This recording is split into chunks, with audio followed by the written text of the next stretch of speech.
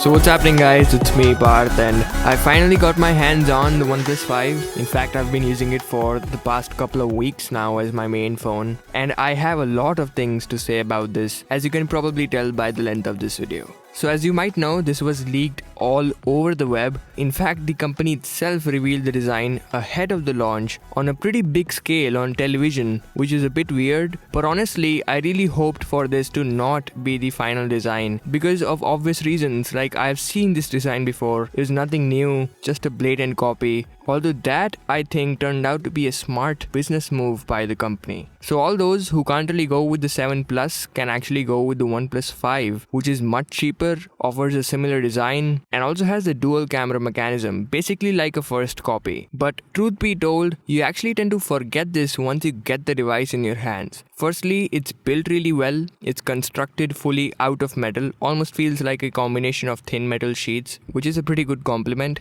And you know, I focus a lot on the buttons, and over here, even the buttons are metallic and also really tactile, which is impressive. And just like the previous times, the alert slider is a ridged one, meaning it's got a pattern on it to get some grip since you'll be sliding it. And I actually used this more than I thought I would. It's probably the best exclusive feature in OnePlus phones. But overall, the device is built really seamlessly. The curves, the chamfered edges, the ports, which are actually really well combined, the camera, the home button, it basically screams premium just like a flagship should do. But dimensionally, the phone hasn't had major overhauls. It's just a tad bit thinner, slightly lighter, although it feels really light with respect to its size, which is nice. But it's just as broad and just as tall as the 3T, which means it still is a really big phone. And people say that it's high time to get used to such big phones, but I really can't. Like seriously, the bezels up top and bottom sometimes now feel a little bit too awkwardly huge to me, almost unnecessary. And even though the phone looks pretty nice overall, it feels amazing in the hand. And you also get over the fact that it's a first copy of the 7 Plus. You can't really ignore the fact that it's just too boring. There's nothing romantic or sexy about this. Like at the rear, the antenna lines are now merged with the edges and are not too easy to notice. Now some people like this, but I honestly like the look of the 3T more, with the antenna lines easily visible. At least it had some activity going on at the back. But again, these are just my opinions. Although just like the 3T, this too is a really slippery phone. In fact, it's really difficult to get a grip on it, so a skin or a case is unfortunately an absolute must. However, the other thing that gets carried on from the 3T is the display. It's technically the same pentile panel from last year, in fact literally, and a lot of people actually hate pentile panels since they have a low sub-pixel count, meaning not as crisp as the regular 1080p panels. But this right here, I can't lie, I'm impressed. I find it really crisp and sharp, and now you can calibrate the display in the settings according to your satisfaction. So if you find it a bit too saturated, you can opt for the standard RGB mode,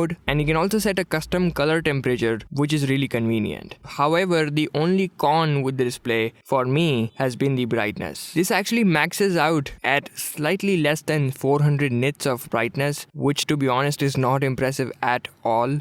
Budget phones actually offer more than this, and it really suffers below the sun. But there was one more thing that got my attention in the display department, and that was the jelly-like scrolling effect that has been in the talks for quite some time now. So it's been said that the display inside the OnePlus 5 has been placed upside down to make space for the dual camera sensor, and that's what causing this jelly-like scrolling effect. Now a lot of people actually hate this, but I on the other side actually tend to like this. I actually thought that this was a special effect added intentionally by OnePlus, but as it turned out, it's just a consequence. It's actually present in some phones, so I guess if you don't want this, and if you happen to have a unit that supports this, you're out of luck. But moving on to the performance aspect, you would probably already be knowing the specifications this ships with. But for your information, I've been using the 8GB RAM model, and it's easily the fastest phone that I have ever used. And I'll get to that in a bit, but let me tell you that getting the 8GB RAM model would be an absolute overkill. It's basically going overboard. More RAM doesn't really translate to a smoother performance since you won't be able to fill it up anyway. So the only reasons why you would want to go with the higher RAM RAM version would be if you're really planning to use this device for the next 3-4 years, which is highly unlikely, or you really want that extra storage. Otherwise, it's just a luxury. But talking about that speed, I kind of agree with Dan Seifert from The Verge, saying that it almost feels like the OnePlus 5 is on fast forward, and truly sometimes it does take away the fun since it seems like it's skipping through the pleasing Android animations. But don't get me wrong, a really speedy phone is something everyone wants, and maybe it's just me who's going crazy. Although I really like the optimization of Snapdragon 835 with Oxygen OS.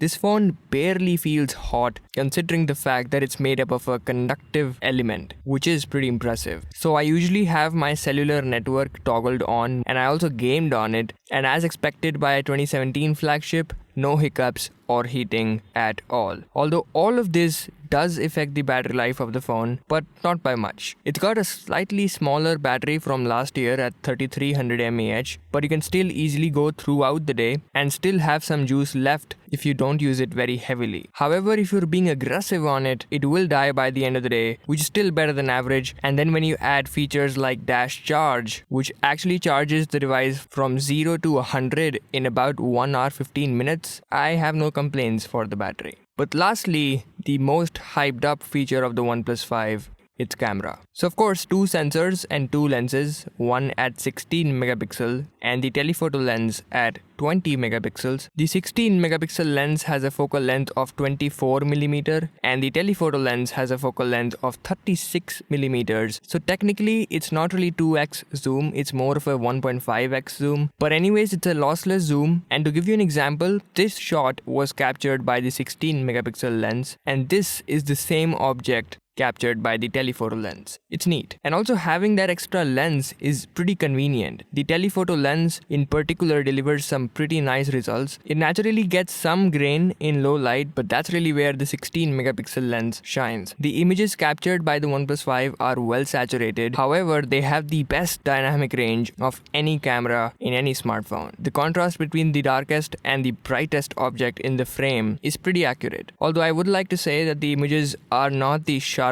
that I have seen, but since most of you would only view them on the phone, it's not really a deal breaker. Although the camera itself is really feature packed. So firstly, it's got this depth mode or portrait mode, which is pretty nice, but it's adding an artificial shallow depth of field with the help of the software, and it feels it's still in beta. It struggles in decoding the edges of complex subjects, so a lot of times it blurs out the areas that were meant to remain in focus and focuses on the areas that were meant to be blurred out by the software. Although sometimes it actually gets it right, and then the results are just top notch. I've been using this as my Instagram camera lately, and I guess it has been turning out pretty nice. I'll leave my profile linked below, make sure to check it out. But moving on, the camera also has a manual mode to save you from shots like this, and you can also shoot in RAW, which is pretty pro. Also, the camera itself is a really quick one. Firstly, the autofocus is pretty fast, it's really impressive, and then you can snap the images at a pretty fast speed, which again is really impressive. And with the last software update, the 4K video is finally stabilized. Of course, not optically, but electronically, which basically means stabilizing in the post, just like we do while video editing, and that too makes a pretty big difference. It's much improved. Overall, the quality and the control of the camera in the OnePlus 5, for me at least, has been really impressive. And there you have it, that's the OnePlus 5 for me. A really impressive phone, and I guess if this would have been the OnePlus flagship for 2016, I guess it would have been the best phone in the past year. But anyways, it still check marks a lot of things like near stock Android, really quick updates, nifty features like choosing between on-screen or off-screen buttons, and some OnePlus exclusives like that alert slider and Dash Charge. At the end of the day, can't lie, I'm impressed. I will definitely recommend the 6GB RAM variant, and also really encourage you to not go for the 8GB RAM variant. Instead, you would be better off buying the LG G6. Again, that's been it. Thanks for watching. Hope this helped. Feel free to share it, feel free to rate it, and feel free to stick around. I'll catch you in my next one. Take care.